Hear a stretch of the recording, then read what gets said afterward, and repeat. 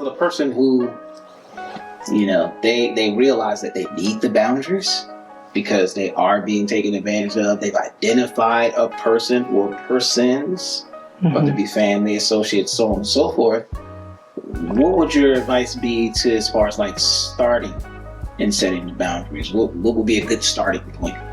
A great place to start setting boundaries, first again, knowing what you need, right? Because if you can't set a boundary if you're not clear on what you need, right? Sometimes we set boundaries because of how we feel.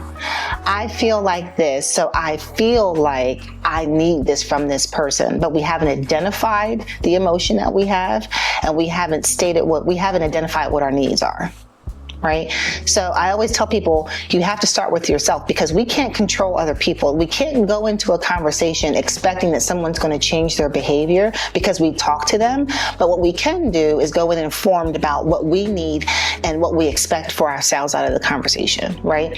So if I walk into the conversation knowing that these are my boundaries and this is why I need these boundaries, it's not a feeling, it's something that I know I need, right?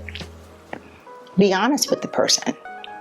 I need this from you because of this. Spell it out. That's that vulnerable piece that's really uncomfortable, right? But you have to be vulnerable to be clear. A lot of times we go into conversations and we expect someone to interpret exactly what we're saying because we said the thing, but we didn't really give a lot of context behind it. So you have to say, I need this because of this. And wait for their response. That will tell you a lot. And it will tell you whether or not that person deserves to still be in that space and if they deserve more energy. Because if they come back with curiosity and compassion, that's one thing. If they come back with criticism, that kind of sets a different tone for you, because they may not be either ready to receive the information you're giving them, or they may not have the capacity to receive the information because there's something else within themselves that they have to work out.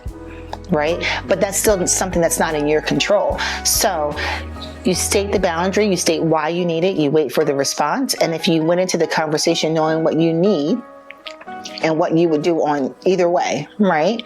You still walk away with something for yourself.